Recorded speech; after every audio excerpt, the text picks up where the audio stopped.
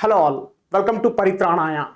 We all know that current affairs plays a very important role in order to crack the UPSC Civil Services examination. In this regard, to help you out, we have brought a series of videos on current affairs. So on various topics. So all these topics have been divided into various parts, part 1, part 2, part 3 and part 4. So here we are starting with the current affairs related to environment, and this is a first part in a series of environment related videos. In this video, we will be discussing about few of the important topics which have appeared in the current affairs. So let us first begin with Great Apes Survival Partnership, which appeared in the newspaper. So Great Apes Survival Partnership, it's an initiative of United Nations Environment Program and UNESCO. It's a unique alliance of nearly 100 national governments, conservation organizations, research institutions, UN agencies and private companies committed to long-term survival of chimpanzees, orangutans, gorillas and bonobos and their habitats in Africa and Asia. Another important point, only species-specific convention program within the UN. So very important topic from the exam point of view. So what kind of questions can be framed on this? Question can be framed like this. So it is a initiative of UNEP and World Bank. So if there is a World Bank, then we can eliminate because it's an initiative of UNEP and UNESCO. Then question can be framed like this. Only governments participate in this. No, not only governments, even private agencies can participate in this. Next, sometimes they'll give an extreme statement that it is the only species-specific convention within the UN.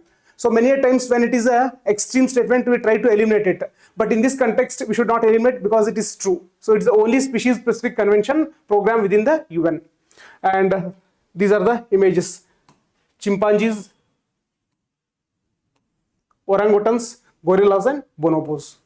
Next, another important topic which appeared in the current affairs is National Board for Wildlife. So it's a statutory body which has been constituted under the Wildlife Protection Act 1972 by the central government. Again, it's an apex body or central body, an important body which reviews all wildlife related matters. So what do we understand by wildlife related matters? Let us consider an example.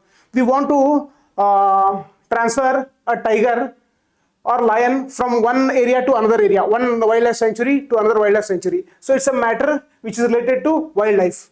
So on such matters, the ultimate decision will be taken by National Board for Wildlife. This is just one example. Similarly, for approval of projects in and around national parks and sanctuaries. So national parks and sanctuaries, these are protected areas. So whenever we want to build any kind of infrastructure around these protected areas, we require permission, and the ultimate decision maker in this case will also be National Board for Wildlife. Another important point from exam point of view, who will be the chairman of NBWL? Prime Minister. Vice chairman, the Minister of Environment, Forest and Climate Change. So to put it in a nutshell, it is involved in the promotion of conservation and development of wildlife and forests. Next, the board is advisory in nature. It means whatever decision the National Board for Wildlife takes, it is not binding on the government. It is just of advisable nature. So whether the government implements it or not, it is left to the government. Next, Ranipur Tiger Reserve was in news because it was recently added as the new Tiger Reserve. So where it is present? It is present in the state of Uttar Pradesh. Now UPSC exam point of view, what are the other things that they may ask? Many times they will ask you, they'll give you a river and they say that this river passes through a tiger reserve. So we need to know about it. But there are thousands of rivers across India, so we need not keep track of all the small streams which pass through Ranipur Tiger Reserve. So we will be only concentrating on the important rivers which flow through Uttar Pradesh, like Ganga, Yamuna and Gagra and many others. So none of these important rivers, they pass through Ranipur Tiger Reserve. So if at all in the examination, if they give a match the following type of question wherein Ganga, Yamuna or Gagra is associated with Ranipur, then that match, that pair will be false. In that sense, this information will be beneficial to tackle any kind of question on the recently added tiger reserves.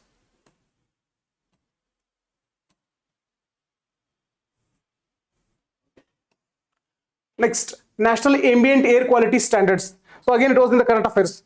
So in the current affairs, this complete information was not available. Only National Ambient Air Quality Standards, this term appeared in the newspaper. But whenever any term appears in the newspaper, from UPSC point of view, we need to have that curiosity and extract that extra information from other sources. So we have done the same for National Ambient Air Quality Standards. So here These standards are set by Central Pollution Control Board.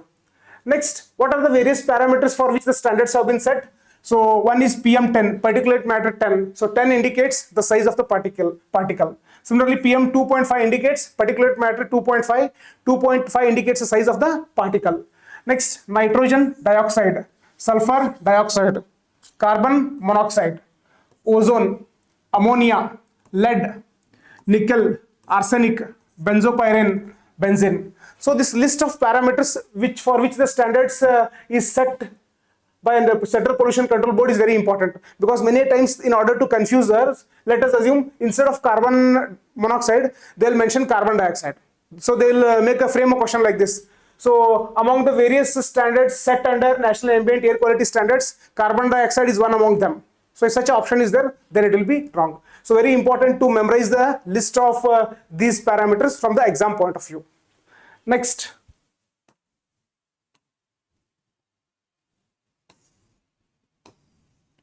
Nilgiri Biosphere Reserve. So recently it appeared in the newspaper.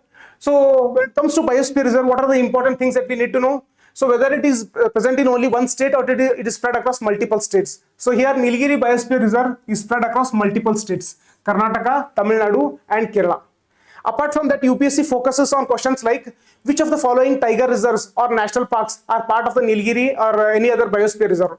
So here Wayanad Wildlife Sanctuary, Bandipur Tiger Reserve, Mudumalai Tiger Reserve, Nilambur Wildlife Sanctuary, Silent Valley National Park. So all are located within Nilgiri Biosphere Reserve. Again, very important information from exam point of view. Next, UPSC will also focus on the rivers passing through the biosphere reserves which have appeared as part of the current affairs. So again, here we will not be focusing on all the small streams, but only the important rivers. Important rivers in the sense, the rivers which are present in the NCERT or the rivers which have appeared repeatedly in the newspaper. So here, the measured rivers like Bhavani, Moyar and Kabini, they have their sources and catchment areas within this reserve. It indicates these three important rivers, they flow through Nilgiri Biosphere Reserve. So where is Nilgiri Biosphere Reserve located? So here it is, Nilgiri Biosphere Reserve. So in this video, we discussed about 5 important current affairs related to environment from the Prelims 2023 point of view. Similarly, in the subsequent videos, we will be discussing about the other current affairs related to environment. For all our further updates, subscribe to our channel and hit on the bell icon. Thank you.